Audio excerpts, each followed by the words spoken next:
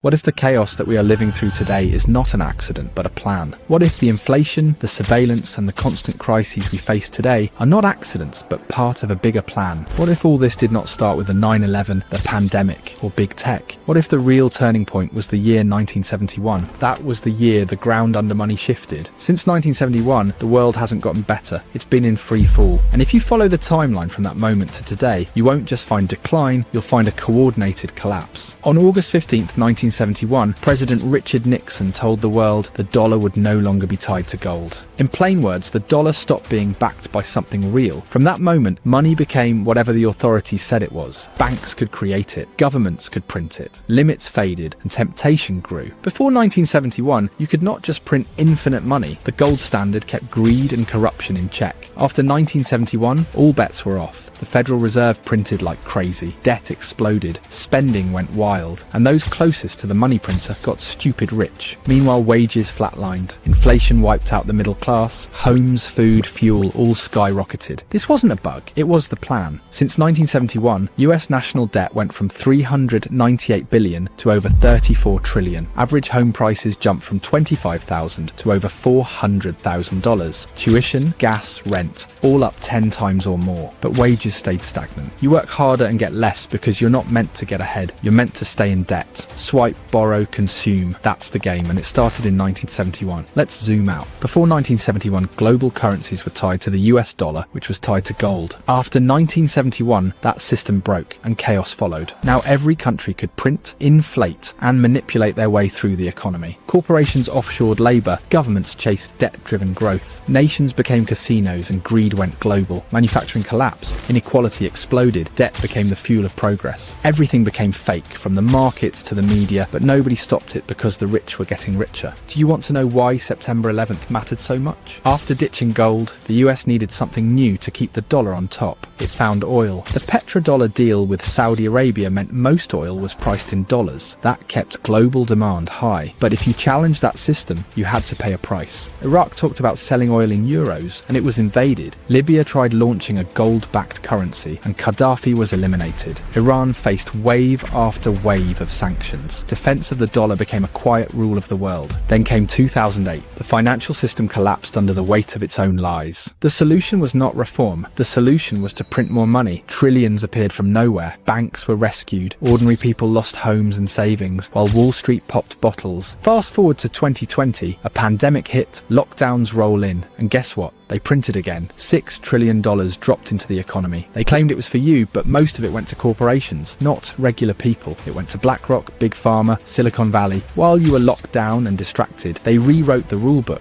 Remote work spread. QR codes tracked movements. Digital IDs arrived in pilots. It was an experiment for the next phase of total control, and it all traces back to 1971. Since that year, we've had endless war, endless inflation, mass surveillance, cultural collapse, and a spiritual void no tech can fill. So what's next? The central bank digital currency will replace cash, social credit will replace freedom, and digital IDs will replace identity. They'll sell it as progress, but it's just 1971 on steroids. And when the next crisis hits, because it will, they won't offer gold. They'll offer obedience, comply to eat, comply to live, comply to exist. That's the end game. So here's the question that cuts through the noise. Was 1971 the moment the world stepped into a new kind of freedom, or was it the moment it was sold to the highest bidder? If the game is designed this way, the only real power left is to see it clearly, because once you see the design, you stop playing blindly.